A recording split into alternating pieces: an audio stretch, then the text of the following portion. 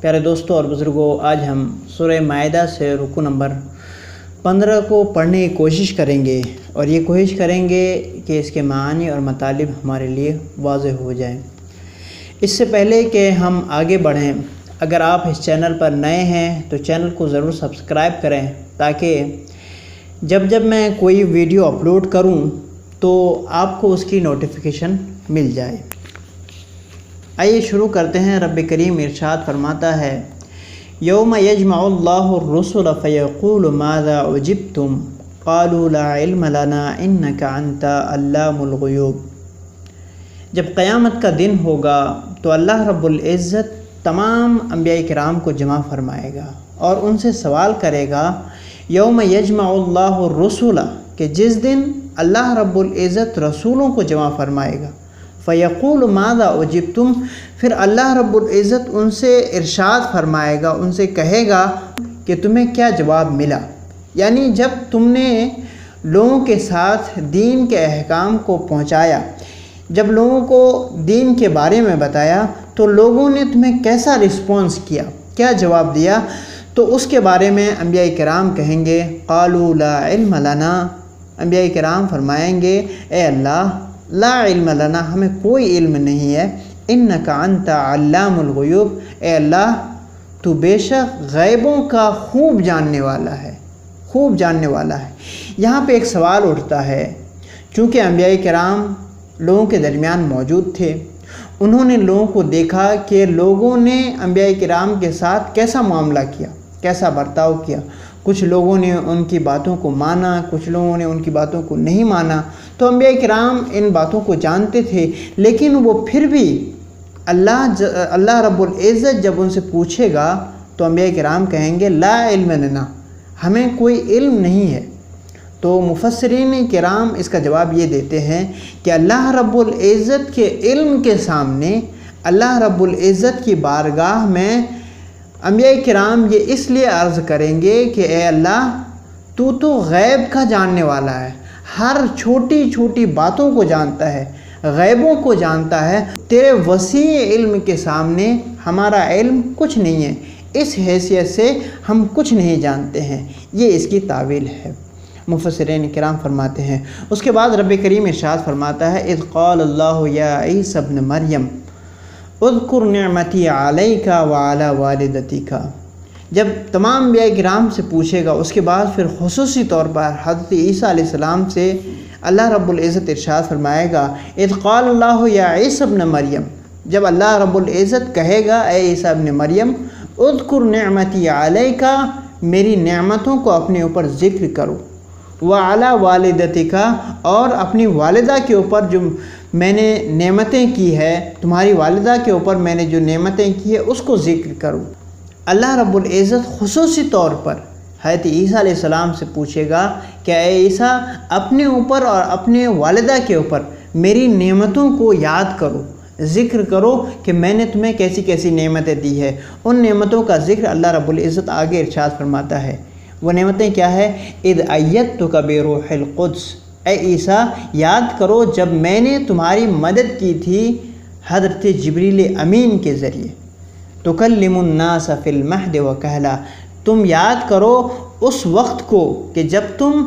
پالنے میں باتیں کرتے تھے، جب تم بچپنے میں تھے، چھوٹے تھے، اس وقت بھی باتیں کرتے تھے، وکہلا، اور تم جب پکی عمر ہوئی اس وقت بھی باتیں کرتے تھے، یاد کرو۔ اذ علمتک الکتاب والحکمت والتوراۃ والانجیل، اور یاد کرو کہ جب میں نے تمہیں کتاب کا علم دیا، حکمت دی، توریت کا علم دیا، انجیل کا علم دیا، ان ساری چیزوں کو یاد کرو۔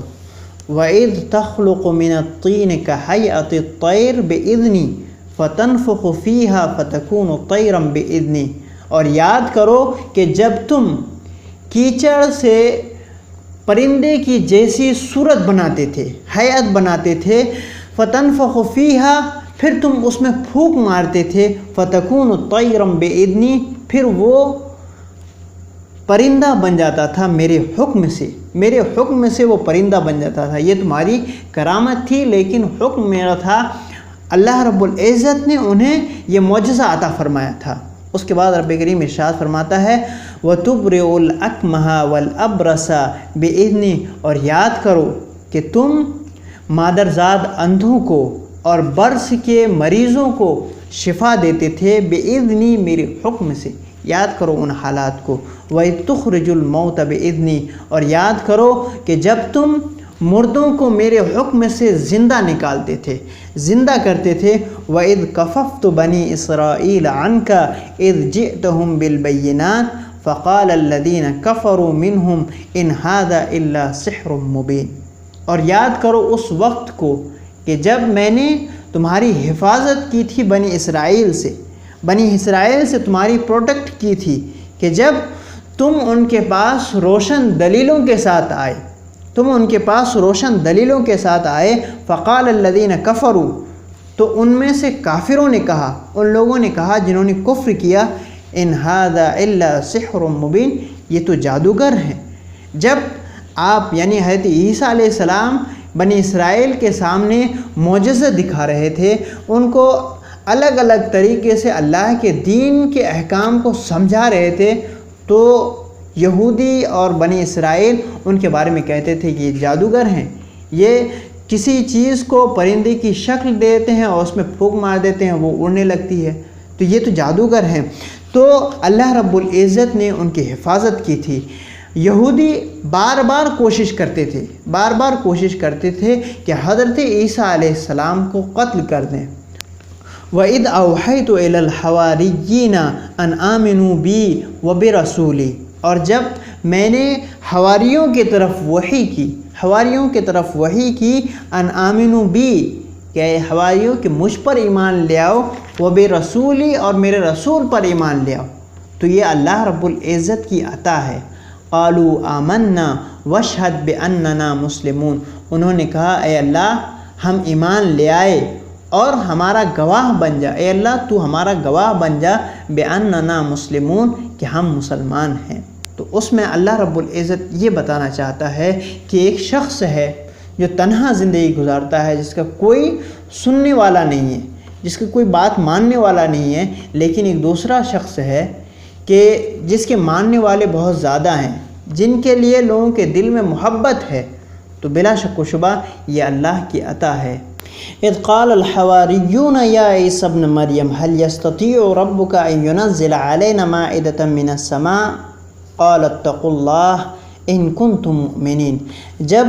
حواریوں نے کہا اے عیسیٰ ابن مریم هل يستطيع ربك ان ينزل علينا مائدة من السماء، کیا عیسیٰ ابن مریم کیا تمہارا رب اس بات پر قادر ہے، کیا یہ کر سکتا ہے کہ ہمارے اوپر آسمان سے ایک دسترخوان اتارے؟ قالوا اتقوا اللہ، حضرت عیسیٰ علیہ السلام نے فرمایا اللہ سے ڈرو، ان کنتم مؤمنین، اگر تم مسلمان ہو،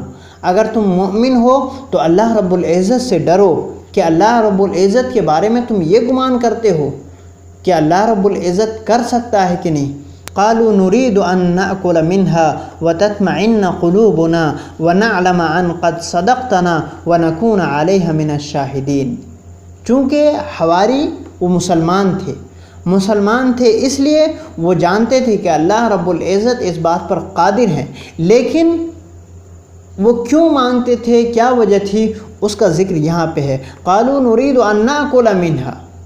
انہوں نے کہا، حواریوں نے کہا کہ ہم چاہتے ہیں کہ ہم اس سے کھائیں، اس دسترخوان سے کھائیں جو اللہ تبارک و تعالی ہمارے لیے آسمان سے نازل کرے، اس سے ہم کھائیں۔ وَتَطْمَئِنَّ قُلُوبُنَا، اور ہمارے دل مطمئن ہو جائیں۔ وَنَعْلَمَ أَن قَدْ صَدَقْتَنَا، اور ہم یہ جان لیں، ہمیں یقین ہو جائے کہ آپ نے سچ کہا ہے، آپ نے جو کہا ہے وہ سچ ہے۔ وَنَكُونَ عَلَيْهَا مِنَ الشَّاهِدِينَ، اور ہم اس پر شاہد ہو جائیں، گواہ ہو جائیں۔ تو یہاں پہ ان کا طلب کرنا صرف اس بات کے لیے تھا،